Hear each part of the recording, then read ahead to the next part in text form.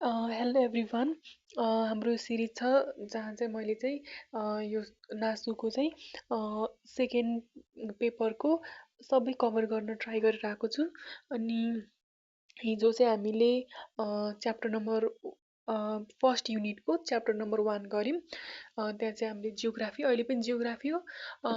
1.2 हो, यो चाहिँ पोलिटिकल जियोग्राफी हो। सो पोलिटिकली नेपाल हाम्रो कन्ट्रीको कसरी डिभाइड भएको छ त्यसको बारेमा छ। अब अब यसको डिभिजनमा हेर्दाखेरि चाहिँ हामीले देख्न सक्छौँ पोलिटिकल्ली डिभाइड गर्नुको बेसिसहरू कस्तो हुन्छ, के को आधारमा डिभाइड गरिन्छ त्यो थाहा पाउनु पर्यो। यो सबै कुराहरू चाहिँ खालि मैले सरस्वती भनेको छु, अनि यो चाहिँ खालि रिभिजनको लागि मात्र हो। एकचोटि पढेपछि सर हेर्नको लागि, अनि कतै काहीँ गएपछि एकछिन यस्तो हेर्न सजिलो हुन्छ भनेर मैले बनाएको। जाम यसमा, अब बेसिसमा जाम। पहिला सुरु बेसिसमा सबभन्दा अगाडि हुन्छ प्रायोरिटीमा हाम्रो पपुलेसन। जहाँ धेरै मान्छे हुन्छन् त्यसको अलग वेमा चाहिँ त्यसलाई चाहिँ डिभाइड गरेको हुन्छ त्यो ठाउँको। अनि जहाँ थोरै मान्छे हुन्छन् त्यसलाई चाहिँ अलग वेमा, जस्तै यो भ्यालीलाई चाहिँ 3 भागमा डिभाइड गरेको छ: काठमाडौँ, ललितपुर, भक्तपुर। अब किन गर्यो भन्दाखेरि चाहिँ धेरै पपुलेसन छ, अनि धेरै पपुलेसनलाई म्यानेज गर्नको लागि चाहिँ 3 वटा भागमा राखेको छ। सिमिलरली डोल्पा एकदमै ठुलो छ, काठमाडौँ, भक्तपुर, ललितपुर तिनटै मिलाएर पनि डोल्पा बन्दैन। तैनी त्यो एउटा पुरा एउटा डिस्ट्रिक्ट भएको छ। त्यो किन भयो भन्दाखेरि चाहिँ पपुलेसन, त्यहाँ एकदमै थोरै पपुलेसन छ, त्यसैले त्यहाँ म्यानेज गर्न सजिलो हुन्छ, त्यसैले ठुलो एरिया राखेको छ। सो पहिला सुरु चाहिँ पपुलेसन रहेछ, त्यसपछि जियोग्राफीहरू आयो। जस्तै मधेसमा अलग जियोग्राफी हुन्छ, हिलीमा अलग हुन्छ। त्यही भएर चाहिँ अनि पछि हामी पढ्छौँ यो म्युनिसिपालिटी हुनको लागि, मेट्रोपोलिटन हुनको लागि डिफ्रेन्ट डिफ्रेन्ट ठाउँमा चाहिँ डिफ्रेन्ट डिफ्रेन्ट क्राइटेरियाहरू हुन्छ के। जस्तै हिमालयन ठाउँहरूमा चाहिँ थोरै पपुलेसन भए पनि त्यहाँ चाहिँ म्युनिसिपालिटी बन्न मिल्छ, अनि यो मधेसतिर धेरै पपुलेसन चाहिन्छ, त्यो हामी हेर्छौँ। So geography. अनि अर्को चाहिँ availability of means and resources. So त्यो ठाउँलाई चाहिँ सस्टेन गर्नको लागि चाहिँ उसँग पर्याप्त, आफूसँग चाहिँ मिन्स छ कि छैन, रिसोर्सेस छ कि छैन। यदि रिसोर्सेस छैन भनेपछि अर्को अलिकति अर्को ठाउँलाई पनि त्यसमा समावेश गरेर त्यसलाई चाहिँ डिभाइड गरिन्छ। अनि अर्को भनेको चाहिँ डेभलपमेन्ट स्टेज, एडमिनिस्ट्रेटिभ एसेसिबिलिटी, हिस्ट्रीहरू सबै भइहाल्यो। त्यसपछि सिग्निफिकेन्स थाहा पाउनु पर्यो। सिग्निफिकेन्स के को लागि हुन्छ? पपुलेसन, गभर्नेन्स, यो जियोग्राफी सबैलाई ब्यालेन्स गर्नको लागि, अनि यो आफ्नो साइन्टिफिक सर्भिस पुर्याउनको लागि, पब्लिक सर्भिस साइन्टिफिक वेमा। त्यसपछि चाहिँ रिसोर्सेसहरू, सबै ठाउँको रिसोर्सेसहरू चाहिँ मजाले युटिलाइज गर्नको लागि। अनि त्यसपछि पहिलेदेखि नै मान्छेहरूको चाहिँ एउटा कल्चरल बसेको हुन्छ, सोसल बसेको हुन्छ त्यहाँ। अनि त्यसैले त्यसलाई चाहिँ हेरेर त्यसलाई चाहिँ त्यसमा केयर गरेर राखेको हुन्छ। अर्को भनेको basis of federal political division भनेको चाहिँ एउटा चाहिँ आइडेन्टिटी हुन्छ, अर्को चाहिँ क्यापासिटी हुन्छ। आइडेन्टिटी भनेको चाहिँ कास्ट, कम्युनिटी, कस्तो ठाउँको मान्छे हो, कुन रिलिजन फलो गर्छ, त्यस्तो यस्तोलाई हेरिन्छ। अनि अर्को भनेको चाहिँ क्यापासिटी भनेको चाहिँ कतिको त्यसको चाहिँ इकोनोमिक, उसले चाहिँ आफूलाई गेन गरिरहेको छ, इकोनोमी कस्तो छ, त्यहाँको इन्फ्रास्ट्रक्चर कस्तो छ, पोटेन्सियल त्यसको कस्तो छ, त्यो थाहा पाउने। अब अनि एउटा डेफिनेसन छ। अब डेफिनेसनहरू सबैले आफूले बनाउँदा हुन्छ, त्यही नि यहाँ चाहिँ के लेखेको छ? पोलिटिकल जियोग्राफी भनेको के हो? Study of how geographic space is organized within and by political process. It deals with human government and boundaries and sub division of political units भनेको छ। यति नै भइहाल्यो। त्यसपछि अर्कोमा जाम। अर्को भनेको चाहिँ history of political division of Nepal. So यो हिस्ट्री छ। पहिला किराँतकालमा थुम भनिन्थ्यो, लिच्छवीमा विषय, ग्राम, ताल, द्रङ भनेर डिभाइड गरेको थियो। युनिफिकेसनभन्दा अगाडि धेरै 60 भन्दा बढी स्टेट्सहरू थियो, 2200, 2400। अनि त्यसपछि यहाँ भ्यालीमा पनि तिनवटा लाइक भाटगाउँ, अनि कान्तिपुर, यिनीहरू थियो, किर्तिपुर, नुवाकोट, कति धेरै राज्यहरू थियो नि त। सो 60 भन्दा पनि बढी स्टेट्सहरू थियो, तिनीहरू त्यसरी डिभाइड भएको थियो। त्यसपछि भीमसेन थापाले 39 डिस्ट्रिक्टमा डिभाइड गर्नुभयो। वीर शमशेरले 35 पोलिटिकल युनिट, त्यसमा नि 23 हिल्लीमा अनि 12 वटा तराईमा। त्यसपछि किङ महेन्द्रले चाहिँ पहिलोपल्ट राम्रोसँग साइन्टिफिक वेमा डिभाइड गर्नुभयो, 14 वटा जोन, 75 वटा डिस्ट्रिक्ट। त्यो चाहिँ फर्स्ट वैशाख 2018मा। त्यसपछि वीरेन्द्र राजाले चाहिँ 4वटा डेभलपमेन्ट रिजन गर्नुभएको थियो 2029मा। पछि 2037मा चाहिँ 5वटा गर्नुभयो, किनकि त्यो वेस्ट रिजन चाहिँ एकदमै ठुलो थियो कि कर्णाली रिजन र सुदूरपश्चिम रिजन दुवै कम्बाइन थियो। यो त धेरै ठुलो भयो, त्यसैले यसलाई चाहिँ फर्दर डिभाइड गरेर फार वेस्टर्न रिजन बनाउनु भयो। त्यसपछि अर्को भनेको चाहिँ कन्स्टिट्युसनहरू बनिसकेपछि, अब नेपाल अहिलेको कन्स्टिट्युसन बनेपछि नेपाल अहिले चाहिँ फेडरल गभर्मेन्ट मतलब सेन्ट्रल गभर्मेन्ट अनि 7वटा प्रोभिन्स अनि 77 डिस्ट्रिक्ट अनि 753वटा लोकल लेभल बनाएको छ।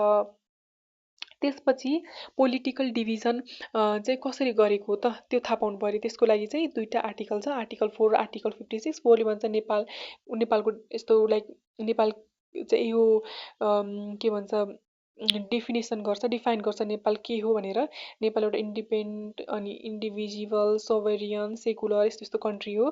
त्यसको लाग्दा चाहिँ अब रिपब्लिकन स्टेट भइसकेपछि चाहिँ यसलाई के गर्छ, यसलाई चाहिँ डिफ्रेन्ट सब युनिट्समा राखेको छ भनेको छ। अनि अर्को 56ले भन्छ 3टा लेभल मेन्टेन गर्नुपर्ने छ, फेडरेसन, प्रोभिन्स र लोकल लेभल, अनि त्यो मेन्टेन गर्नको लागि बनेको भनेर छ। त्यसपछि अर्कोमा जाऊँ। अब फेडरल पोलिटिकल स्ट्रक्चर प्रोभिन्सियल लोकलहरू छ। फेडरलमा प्रेजिडेन्ट हुन्छ, अनि त्यसपछि भाइस प्रेजिडेन्ट, त्यसपछि त्यस्तो हुन्छ।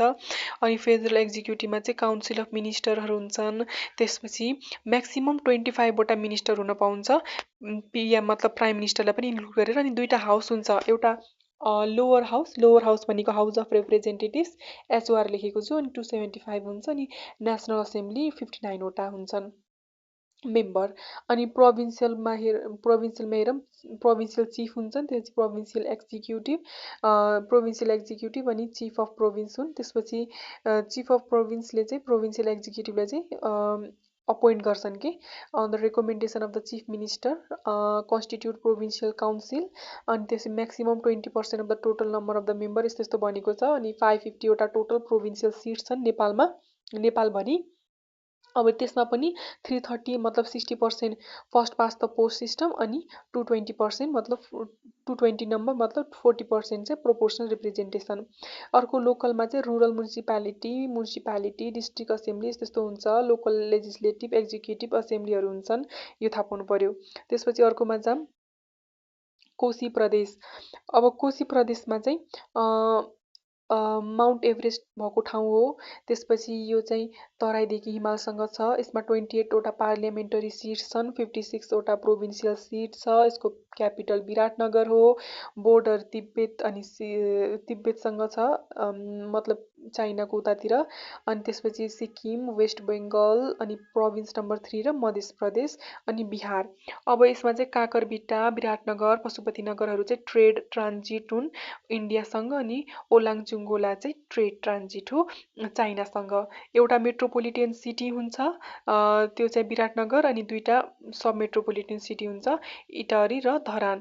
त्यसपछि 46वटा म्युनिसिपालिटी छन्, अनि 88वटा रुरल म्युनिसिपालिटी छन्। लार्जेस्ट डिस्ट्रिक्ट ताप्लेजुङ अनि स्मलेस्ट तेह्रथुम। पपुलेसन 17.01%, अनि 198 पर स्क्वायर किलोमिटर चाहिँ डेन्सिटी। टोटल ल्यान्ड एको चाहिँ 17.60% छ।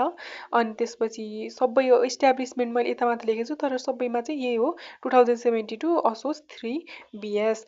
अब इकोनोमिक सोर्सेस थाहा पाउनु पर्यो। यसमा एग्रिकल्चर छ, यो झापामा त झन् एकदम धेरै एग्रिकल्चर हुन्छ नि त, त्यो राइसहरू धेरै हुन्छ, त्यो थाहा पाउने। त्यहाँ चाहिँ टीहरू हुन्छ इलाम र झापामा।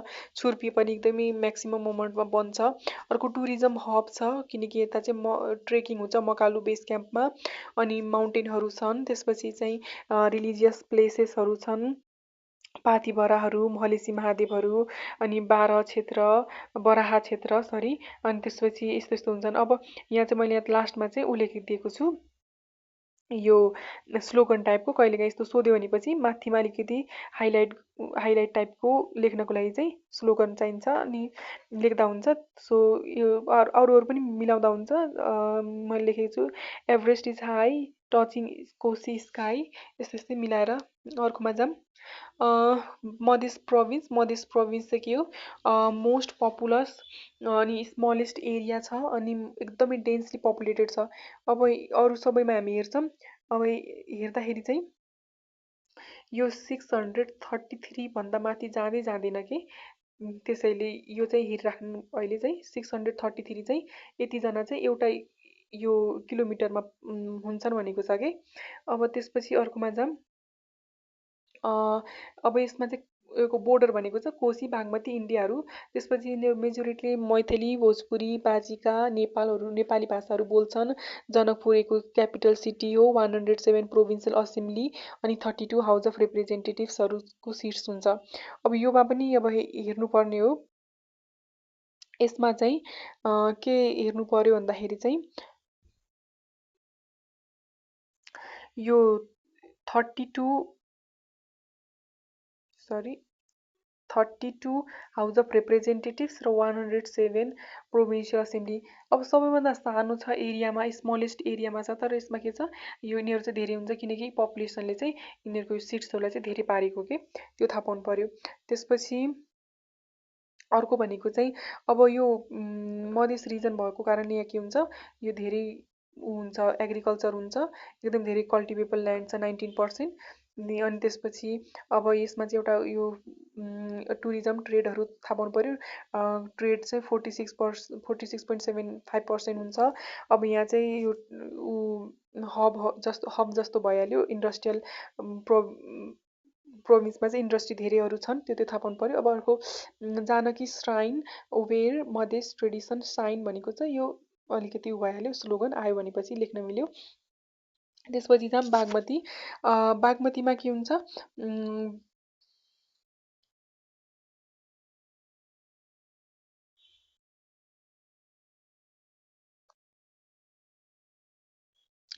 बागमतीमा चाहिँ अब हेटौडा यसको के हो, क्यापिटल हो। त्यसपछि 20.97% यसको के भन्छ पपुलेसन छ। अनि 301 पर स्क्वायर किलोमिटर। अब यसमा पनि धेरै पपुलेसन भएको कारणले चाहिँ यसको पनि 301 छ। अनि त्यसपछि यो पनि धेरै हो नि त, तर यसमा हिली रिजनहरू पनि इन्क्लुड भएको कारणले चाहिँ 301 भयो। नत्र यदि अरू ठाउँ भएको भए यसको धेरै हुन्थ्यो, यहाँभन्दा नि धेरै हुन्थ्यो। त्यसपछि यहाँ चाहिँ अब सिट्सहरू पनि टन्ने भयो किनकि यहाँ चाहिँ क्यापिटल सिटी छ, धेरै पपुलेसन छ। त्यसैले अब यसले चाहिँ धेरै जिडिपीमा नि कन्ट्रिब्युट गर्छ, 36.52 छ। त्यसपछि यसमा चाहिँ अब यो इकोनोमिक सोर्सेसहरू थाहा पाउनु पर्यो। इकोनोमिक सोर्सेसमा यो चाहिँ एकदम धेरै हुन्छ किनकि अब यो मेन ठाउँ भएर पहिलेदेखि नै जमानादेखि नै यहाँ चाहिँ अब ट्रेडिङ भइरहेको छ। त्यसपछि यहाँ यो थाहा पाऊँ, Bagmati history trace in modern space भनेको छ। अनि त्यसपछि अब अहिले चाहिँ हाल चाहिँ सबभन्दा धेरै हाइड्रो पावर इलेक्ट्रिसिटी यहाँ बनेको छ। 1060 मेगावाट अहिले चाहिँ बनेको छ। सो सबभन्दा धेरै हाइड्रो पावर इलेक्ट्रिसिटी कहाँ बनिरहेको छ अहिले, बागमतीमा बनेको चाहिँ थाहा पाउने। त्यसपछि अर्कोमा जाऊँ। त्यसपछि गण्डकीको चाहिँ अब पोखरा भनेको चाहिँ यसको क्यापिटल सिटी भयो। त्यसपछि यसमा चाहिँ यो तिब्बत बागमती अनि कर्णाली लुम्बिनी उत्तर प्रदेश इन्डियाको यिनीहरू यसको बोर्डर भयो। अनि 60 प्रोभिन्सियल सिटहरू छन्, 18 फेडरलको लागि भयो। अनि 11 वटा डिस्ट्रिक्ट छन्, 85 वटा एडमिनिस्ट्रेटिभ युनिट्सहरू छन्। अनि त्यसपछि 88 वटा ल्याङ्ग्वेज, यहाँ धेरै ल्याङ्ग्वेजहरू बोलिन्छन्। अनि यहाँ प्रोभिन्सको पनि आफ्नो लाइक मेन ल्याङ्ग्वेज पनि धेरै भइसक्यो अहिले। गुरुङहरू पनि छ, मगर पनि छ, अब नेपाली त भइहाल्यो। त्यसपछि यहाँ चाहिँ अब यो यिनीहरूको यो एग्रिकल्चर हुन्छ, यहाँ टुरिज्म। अनि त्यसपछि हाइड्रो पावर, अब सेकेन्ड हाइड्रो पावर प्रड्युसर हो, यो थाहा पाउनु पर्यो। त्यसपछि यहाँ अन्नपूर्ण यस्तो यस्तो छन्, यो भइहाल्यो। अनि घले गाउँहरू पनि छन्। अनि त्यसपछि अर्को भनेको चाहिँ यो के भन्छ,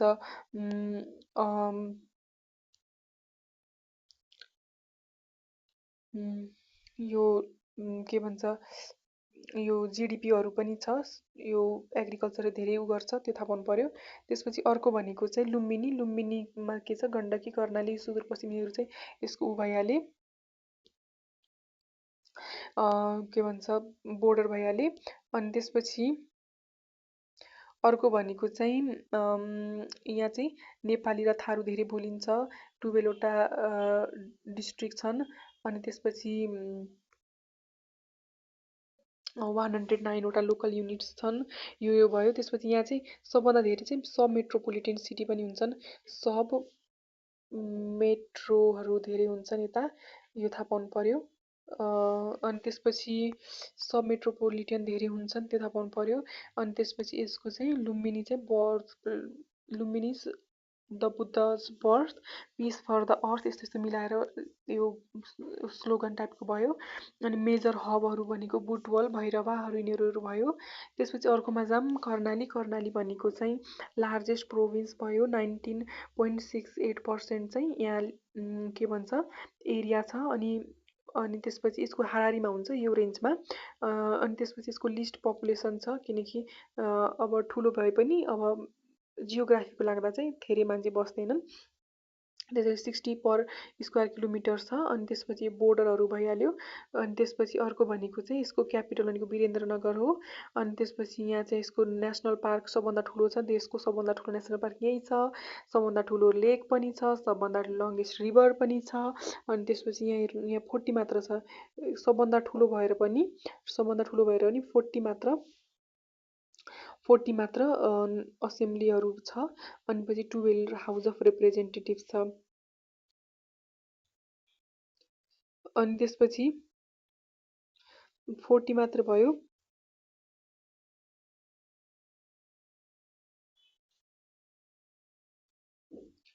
अनि त्यसपछि 12 वटा चाहिँ हाउस अफ रिप्रेजेन्टेटिभ छ, 10 वटा डिस्ट्रिक्ट छन्। अनि त्यसपछि 79 वटा लोकल युनिट्सहरू छन्। त्यसपछि यहाँ अब एग्रिकल्चर धेरै जस्तो एग्रिकल्चरमा डिपेन्ड गर्छ त्यो थाहा पाउनु पर्यो। अनि त्यसपछि यो टुरिज्मको चाहिँ चान्सहरू छन् तर अहिले खासै त्यति डेभलप भएको छैन किनकि रोडहरू त्यस्तो खासै छैनन्। अब त्यसपछि यहाँ छ Nepal roots grow where Karnali water flow भनेको चाहिँ एउटा स्लोगन भइहाल्यो। यो थाहा पाउनु पर्यो। अनि यसको हाइड्रो पावर पोटेन्सियल एकदम धेरै छ किनकि कर्णाली रिभरको सबभन्दा धेरै हाइड्रो पावर पोटेन्सियल छ तर अहिलेसम्म युटिलाइज गर्न सकेको छैन। त्यसपछि अर्कोमा जाऊँ। अर्को भनेको चाहिँ सुदूरपश्चिममा चाहिँ के छ भन्दाखेरि चाहिँ यो तिब्बतहरू यो भइहाल्यो। यसमा चाहिँ ठिकै छ 56 वटा प्रोभिन्सियल, सबभन्दा थोरै कर्णालीमा थियो। अनि 16 वटा हाउस अफ रिप्रेजेन्टेटिभ्स। यहाँ कतिवटा थियो, यहाँ चाहिँ हाउस अफ रिप्रेजेन्टेटिभ्स 12 मात्र सबभन्दा मिनिमम भयो किनकि मिनिमम पपुलेसन छ नि त, त्यही भएर 9 वटा डिस्ट्रिक्ट छ, थोरै छ। अनि 88 वटा लोकल युनिट्स छन्। अनि त्यसपछि चाहिँ यो ल्यान्ड कभर गरियो थाहा पाउने, शुक्लाफाटाहरू योहरू छन् त्यो थाहा पाउने। अनि त्यसपछि हाइएस्ट पोइन्ट अफ हिमाल हो त्यो। अनि त्यसपछि अर्को भनेको चाहिँ यहाँ ल्याङ्ग्वेजहरू यस्तो यस्तो छन् त्यो थाहा पाउने। अनि त्यसपछि फरेस्ट, अब यसको फरेस्ट चाहिँ धेरै छ 60%।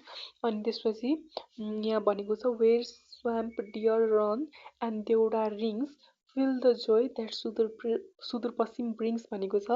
अब यो स्वाम्प डियर भनेको के हो भन्दाखेरि चाहिँ यो शुक्लाफाटा छ नि, शुक्लाफाटामा चाहिँ एकदम फेमस छ कि, एकदम फेमस छ यो ठाउँमा। अनि त्यसपछि देउडा भन्ने एउटा डान्स हो, यो नि फेमस भइहाल्यो। त्यसपछि अर्को छ यहाँ अघि मैले भनेको थिएँ नि, यो चाहिँ अब कसरी मेट्रोपोलिटन भनिन्छ कसलाई सब मेट्रोपोलिटन भनेको हुन्छ त्यो हो। सो म्युनिसिपालिटीहरू कसरी डिटर्माइन गरिन्छ, जहाँ चाहिँ 10,000 हिमालयनहरूमा छ। अनि त्यसपछि 40,000 हिल्लीमा, 50,000 तराईमा, इनर तराईमा, अनि 75,000 तराईमा, अनि 1 लाख भ्यालीमा त्यो हुन्छ। त्यसपछि सब मेट्रोपोलिटनको चाहिँ पर्मानेन्ट एटलिस्ट 2 लाख हुनु पर्यो। अनि त्यसपछि मेट्रोपोलिटनको एटलिस्ट 5 लाख हुनु पर्यो, त्यो थाहा पाउनु पर्यो। त्यसपछि अर्को भनेको रेभेन्यूहरू त्यो हुनु पर्यो। सो रेभेन्यूमा के छ 1 करोड हिमालयनको लागि, अनि अरूको लागि चाहिँ 3 करोड भए हुन्छ। अनि त्यसपछि अनि यो रेभेन्यू चाहिँ सब मेट्रोपोलिटनको 25 करोड, अनि मेट्रोपोलिटनको एभरेज 100 करोड। यो चाहिँ 5 वर्षसँग मिनिमम 5 वर्षसँग यो मेन्टेन गर्नु पर्यो कि यसको चाहिँ यति पैसा, यसको यति पैसा, यसको यति पैसा रेभेन्यूहरू चाहिँ मेन्टेन गर्नु पर्यो 5 वर्षको लागि। अनि अर्को भनेको चाहिँ यो यिनीहरू भयो मिनिमम अर्बन लाइफ यो अप्रोप्रिएट। अनि यहाँ चाहिँ फुल अर्बन फेसिलिटी हुनु पर्यो, त्यस्तो त्यस्तो भनेको छ। अब त्यो भइसकेपछि चाहिँ अब अर्कोमा के छ भन्दाखेरि चाहिँ यो पोलिटिकल जियोग्राफी भनेको छ। पोलिटिकल जियोग्राफी अनि फिजिकल जियोग्राफीको चाहिँ डिफ्रेन्सहरू थाहा पाउनु पर्यो। यो खास त्यति इम्पोर्टेन्ट हो, त्यही थाहा पाए पुग्छ। अब योमा जाऊँ, यो बोर्डरहरू योहरू सबै गर्ने कि पोलिटिकल भनेको यो भयो। अनि त्यसपछि